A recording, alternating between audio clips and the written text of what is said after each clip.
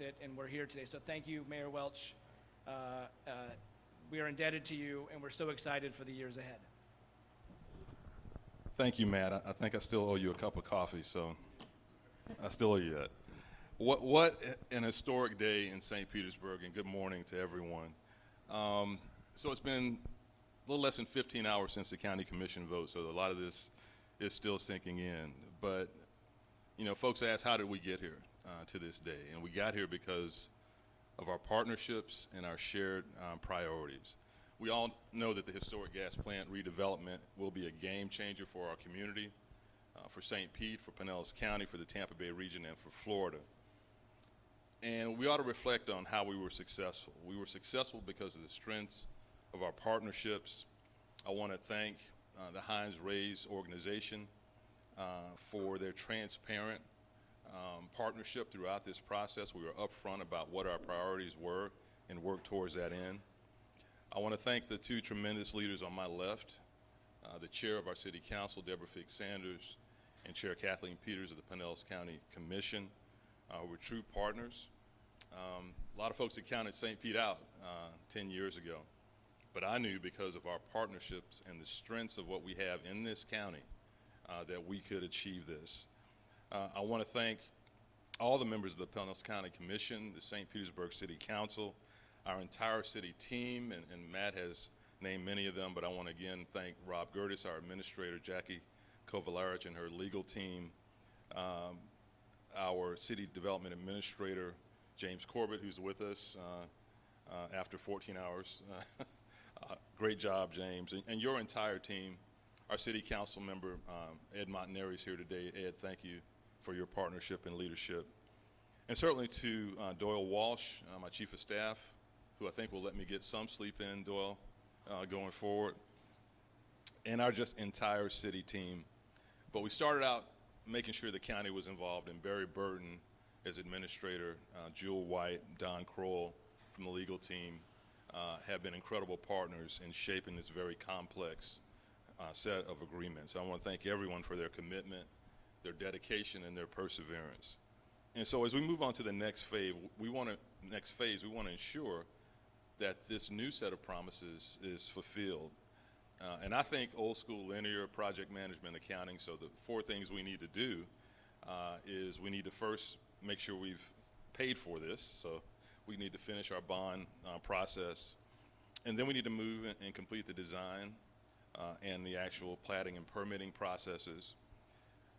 Something that's very important to me is the jobs and workforce development model that we set up to get folks into these jobs that are coming. We're excited about that. And then the affordable housing and community benefits phases and portions of this this plan going forward. We want to focus on all those, have a transparent plan. I want my staff to take at least a week off because they have worked nights, weekends, you named it, for over 18 months now, and they've done a fantastic job. But we're excited about the path forward. This is a great day, a providential day for our community, and we're excited that our Rays are here to stay. And now I'd like to introduce our Chair of City Council, Deborah Fix-Sanders. Thank you. Good morning, everyone. As stated, I'm Deborah Fix-Sanders, and I'm so honored to be here as the Chair of St. Petersburg City Council. And joining me today from Council is Councilmember Ed Montaneri, Mayor, Mayor's Administration, Pinellas County Commissioners, Mr. Sternberg, Mr. Auld, Mr. Silverman, our Rays and Heinz teams, and everyone else who worked tirelessly to get us to this day, to this time, and to this moment that for so many of us were long overdue. All of us involved over the last several months, and some of us here even longer than that, we were given a challenge. The challenge was to ensure that through the process, all voices were heard, issues addressed, and the negotiations of an agreement met the original intent that was made over 40 years ago, and that those benefits reflect those promises to a community owed.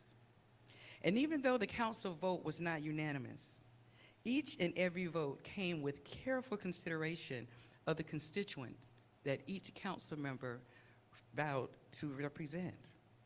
However, there was one unanimous vote, is that the council wanted the best outcomes from the process that we could all move forward with together, bringing something that can benefit all of us. So we know that we cannot live in a perfectly imperfect world, but today is only a beginning. You see, before it was build it and they will come, but now is build it because we are here. We will not only live in a field of dreams, but we are grateful that those dreams are closer to a reality. To our community champions, we heard you. And please know that today's reality could not have gotten us to this point without you. Today is a great day for our city, and we are grateful to be here to celebrate all of this with you. We are St. Pete. Congratulations, everyone. Good morning. I am Pinellas County Commissioner Kathleen Peters. And on behalf of the residents, the businesses here in Pinellas County, I am proud to welcome the Tampa Bay Rays to stay. We are thrilled. The mayor had a vision, and it took a whole lot of work, but he made that vision come to reality. Pinellas County is a proud partner with the Rays and the city of St. Petersburg to offer the largest economic development opportunity this county has ever seen. We are building on the promise of voters from decades ago who voted to have baseball in Pinellas County. It has been a long road to get here, and I want to remind the community of a few points as to why this partnership is so valued to Pinellas County. We are bridging the gap between the bay and the beaches. From Terra Verde to Clearwater Beach, from Pinellas Park to downtown, there is something here for everyone. We can only use tourism tax dollars for a very limited use. Economic development related tourism is one of them. Where St. Pete and the Rays stand for the beaches stand for Pinellas. The economic return on this investment from this project is historic, and it will attract much needed skilled jobs for all of our residents. I have led the charge for rolling back property taxes for our residents my entire tenure as a Pinellas County Commissioner. To offset the cost of doing business, the exceptional level of service that we expect from the county to deliver, we need other revenue sources. This project represents a great source of opportunity for just that, creating jobs and keeping taxes low for our Pinellas County residents to deliver critical services while keeping the Rays right here in St. Petersburg. I extend my sincere thanks to my colleagues on the County Commission, our staff, as well as the Rays and the City of St. Petersburg, and to the Hines Development Group. I feel strongly about the partnership we have forged for the betterment of our residents and our fans, and I know we'll continue our great work together. Go Rays. Good morning. My name is Lane Gardner. I'm a Senior Managing Director with Hines and the City Leader for St. Pete. First, I want to thank the Rays for trusting in Hines to be their development partner. It's our honor to be in this role with them. I also want to thank Mayor Welch, the City Council, the County Commission, the city staff, and the county staff for the tireless and long hours that they put in on all the agreements to get us to where we are today. We're thrilled with the city and the county's approval. It's exciting to be here today. Having worked with the Rays for almost 20 years now, Hines remains committed to this public-private partnership with the Rays, the city, and the county. And now it's our job to create an exciting and inclusive destination that honors the historic gas plant neighborhood, that offers well-paying jobs and careers, that creates new, incredible spaces for the local community to enjoy and locally owned businesses to operate within. And it also attracts visitors from throughout the Tampa Bay region and beyond. This will be a landmark development in the Southeast and a landmark development for Hines, focused on true placemaking, which is a specialty for Hines. We look forward to creating an incredible destination that reflects the vibrancy of the region. And I'm very proud to work on a project that will give back to the community. And with that, I'll turn it over to Andrew Frazier.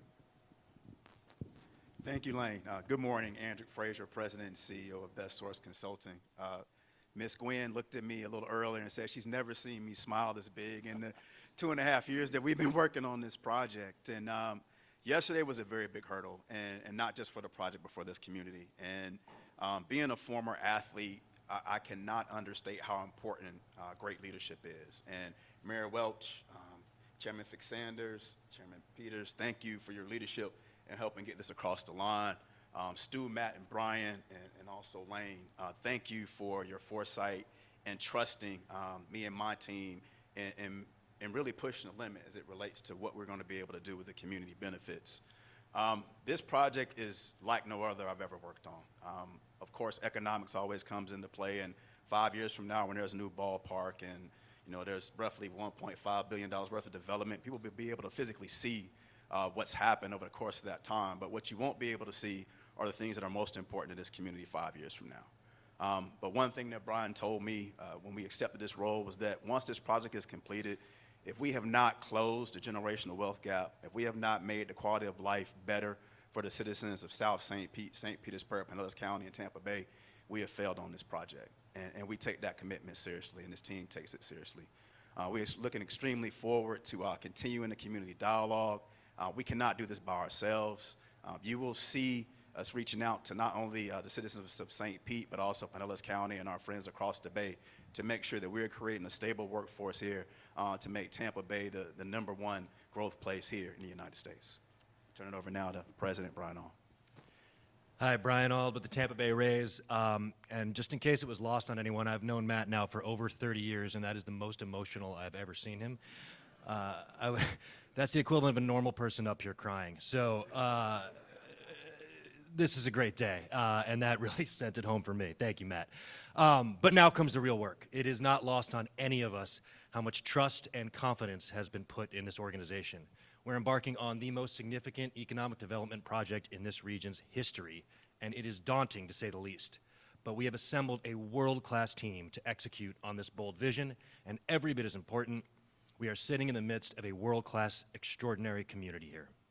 To achieve our goals, building the most intimate ballpark in Major League Baseball, creating thousands upon thousands of jobs, thoughtfully providing opportunity to those who need it most, and honoring the African-American legacy of the historic gas plant district, we will have to harness the talent, the latent talent and potential that St. Petersburg and Tampa Bay have always possessed.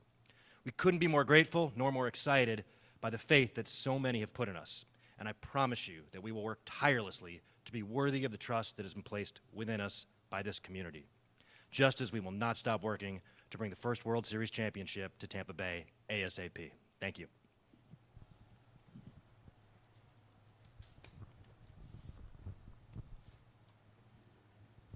Mark Topkin, Tampa Bay Times. Matt, if you can fight through the tears, or Brian, just what is next? What will literally be the first visible signs of the progress here, and also, has it hit you yet? It hasn't hit us yet. The votes came yesterday, and and then the county commission moved on to the next agenda item, and. So wait a minute, we've been waiting almost 20 years for this, and now it's agenda item number 22. But it hasn't sunk in, but I think just walking in the building this morning, there's a sense of relief, but more so euphoria that this project that our entire organization, that the city and the county have been working on for so long, is going to become a reality, and that the team is here to stay. And those are simple words, but they're really powerful words. Even driving home last night from the game with my daughter Lexi, we were talking about it and what it meant. And she said, well, what would have happened if the vote had gone the other way? And I said, I don't know, but we don't have to worry about that because we know the baseball team is going to be here, and it's going to be here forever. So it will sink in. And when the construction fences go up, and a lot of parking comes offline, it'll really sink in. But I think the first visible sign is early January when we have groundbreaking. First or second week in January will be a ceremonial groundbreaking, and then it's a 3-year build until the ballpark opens. Hi, Evan from Fox 13. I just wanted to ask Brian in particular, and I guess Matt too, from the baseball side of things, how much does being on this solid footing, knowing what your financials are going to be, how much does this change and make it, your ability to build a team and attract free agents easier, given the logistics and the understanding that the team is now going to be here for the long term? Thank you for the question. We've created a pretty great place for ball players to come.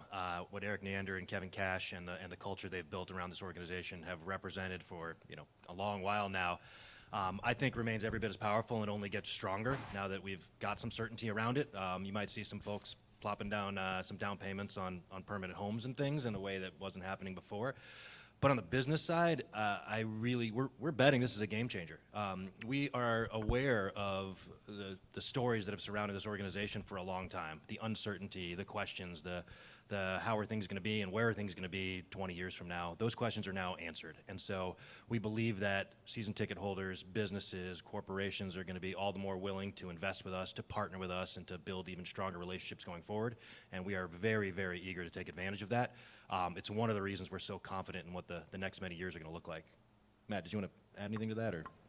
Yeah, just to expand, we operate with very thin margins, and we have very little margin for error in the way that our finances dictate payroll and the decisions that Eric Neander and his group have to make. And so with increased revenues and with greater attendance and support comes a little bit more room for us to be able to maneuver some long-term decision making, and the winning has been there.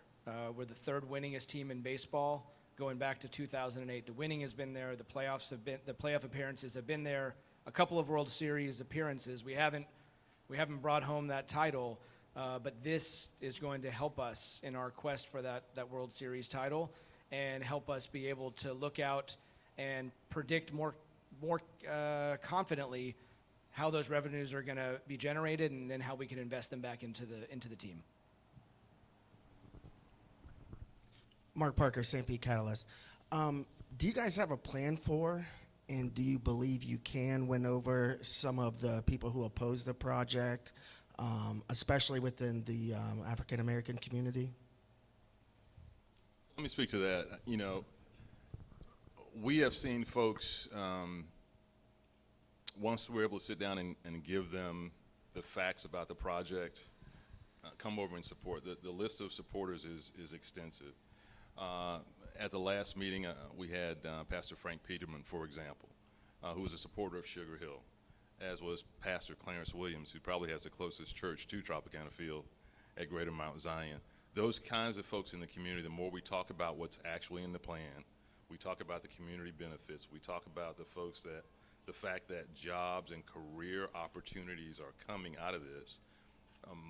My communication and meeting with the Baptist Ministers Association, for example, is that even if you didn't support Heinz Rays, or you don't support the plan at all, you have folks in your circle, in your congregation, in your neighborhood, in your fraternity or sorority, in your families, who can take advantage of these job opportunities. So let's look forward in how we can take advantage of these opportunities that are coming for our community. But let's not underestimate the vast and diverse support that we had for this, from the NAACP to the Interdenominational Ministerial Alliance to the Chamber. I mean, we had diverse support for this. But even if you oppose it, it's just like any other election in America. We still have a community to move forward, and we invite everyone to be a part of that progress moving forward. And just to piggyback on the mayor's comments, and he's much more close, as well as Chairman Fig Sanders, than I am to this. But my daughter has food allergies, and we go to restaurants all the time, and there are vast menus, and there are certain things that she cannot eat on that menu. There was no one that opposed 100% of what was in the deal. So there were people in the community that were adamant about affordable housing and wanted more. People still need affordable housing. For people that wanted more for workforce development, we still need to have workforce development. So from an a la carte perspective, we're going to have those lines of communication open. We want to work with everybody in this community to make it a better place. And if you want to stay in contact, please visit raysbaseball.com/here to stay to make sure you stay up to date on what's going on with the project and in the community. Morning. Let me go ahead and chime in on that. Definitely being as engraved in the community as I am, and thank you, Mark, for that question. That was a huge concern with those that did not understand the project. And to concur what the mayor has said, with anything this big, you're going to have huge excitement. You're going to have a lot of different conversations that are going on. And now that we've passed this hurdle, and it dies down and more conversations can be had civilly, where now people are more willing to sit down and have those conversations, I look forward to those that didn't understand it prior to the vote now being more objective and having an open mind and listening to the benefits that come along with it, especially those that didn't understand why we needed to have the benefits to go with the stadium. So it's all about education and making sure that everyone in the community that did not understand the why, now that they have more of an opportunity to get the information on the how and how it benefits everyone in our community. Henry Queen with the Tampa Bay Business Journal. The renderings look nice, but it's rare that they always come up to be exactly how it looks. I'm wondering how do you envision the design process going, and how involved will the team be with the mixed-use development and where exactly buildings will go around the stadium? Yeah, thank you for the question. The Rays are our 50-50 partner. They'll be very involved day to day with Melanie Lenz there sitting next to you, and Robbie Arts, our whole team. We're working tirelessly right now to move the design plans forward on all the components in phase one. The horizontal work and horizontal design is underway. The ballpark design is well underway. And they'll be at the table with us every step of the way, along with our community partners and the whole team that you've seen. So, As far as the ballpark design goes, we completed conceptual design of the ballpark, and we are actually out with preliminary pricing and should have that back in the next couple of months as we work towards a budget. And Melanie, and her name has been mentioned a lot for good reason. And I see her smiling there. Is that a smile? It's almost a smile. Melanie has designed several ballparks by now. She's getting good at this. And we have a great cadence with Populous, who is our architect. We're confident that what you see is something that we can build. Now it's going to look a little bit different, and the colors might be different, and the widths of the windows might be different, but the spirit of what we're building, the shape, the porosity of it, how it blends into the neighborhood, how it doesn't dominate, but it's an incredible place full of light and energy. All of those things are going to be built, and we can't wait to show the next set of renderings once we get even deeper into design. Good morning, Jeff Patterson from Channel 8. My question is for Mr. Silverman, and I think your daughter Lexi kind of anticipated part of my question here, because we've asked you many times over the years, what happens if this deal doesn't work or that deal doesn't work? And now you're about to ink the deal literally today. So looking back, how close did you actually come, do you think, to having to leave? What would have happened if this deal didn't go through and you had to go back to, square one? Brian and I have worked with Stu Sternberg for 20 years now, over 20 years. And when he invested in this team and became the principal owner, it was because of the Tampa Bay area and his love for the area, his belief in the future of our region and of our city. And that has been a constant. In every endeavor, in every stadium effort that we've had, he has been focused on making sure baseball stays here. And without that persistence, we wouldn't be here today. I think there are many owners in baseball who might have given up 5, 10, 15 years ago, but he lives here. He loves it here, and he wants this baseball team to be here, and that's why we're sitting up here today. It was his decision. It was his decision. It was the city's decision. It was the county's decision, but it took Stu going first and saying, I want to be here. And after several attempts, we found our way back home, and we couldn't be happier. And I'll just say that we were very, very nervous. It was touch and go for a while. And the moment that my confidence really jumped again was when Mayor Welch said he wanted back in the game. And to have someone of the historic gas plant district, of the Pinellas County Commission, of this community in a unique way that is so tied to everything that we're trying to do here come out and so forcefully push for this, and to have chairs Peter and Vic Sanders here representing their constituencies as well, it really all feels almost like it was destined. And so when those pieces started falling into place in a way that felt sort of almost ethereal, that's when our confidence began to grow and we all sharpened our pencils and said, let's get this thing done. Good morning, Aaron Parsegian, 10 Tampa Bay for Mayor Welch. We were here back in September when the announcement was first made. And at that point, a lot of people would be skeptical that we'd be here today. When you reflect on that, you reflect on growing up in the historic gas plant district, your father sitting here now that this has become a reality, how does that hit you? Get back with me in about 6 months because it's still sinking in. You know, we don't listen to skeptics because often they're the loudest folks in the room, but they don't represent the whole community. I spent a year and a half running for mayor and talking with folks all around the community and told them if I was elected, this is what I would try to do, try to bring in partnership with the county from day one, actually talk with the Rays. Let's talk about priorities, what our limits are.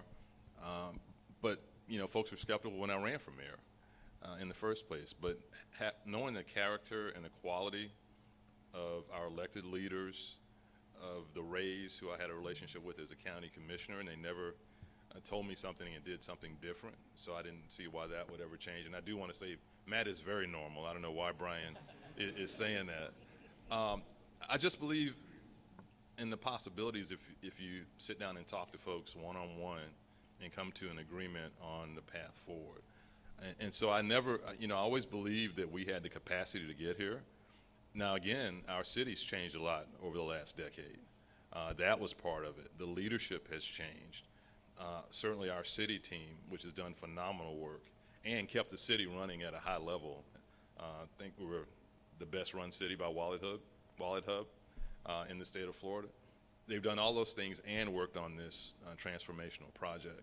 So, you know, there will always be skeptics, but they don't always represent the majority. And then one of the reasons we're elected to office is because we have a vision, because we're willing to innovate, because we're willing to take those hits. There's a great poem called The Arena. We're the people in the arena. Getting criticized is part of it, but we know that we want to move our entire community forward. And so skeptics are important, but I don't overestimate their voice. All right, thank you all very much. We will be available for one-on-ones.